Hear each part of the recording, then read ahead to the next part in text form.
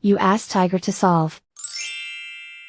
This deals with linear equations with one unknown. The final result is x equals 41. Let's solve it step by step.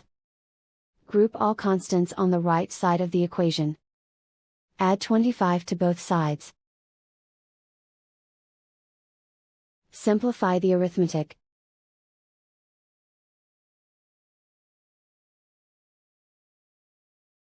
Isolate the x. Divide both sides by 5. Simplify the fraction. Find the greatest common factor of the numerator and denominator. Factor out and cancel the greatest common factor. And so the final result is x equals 41.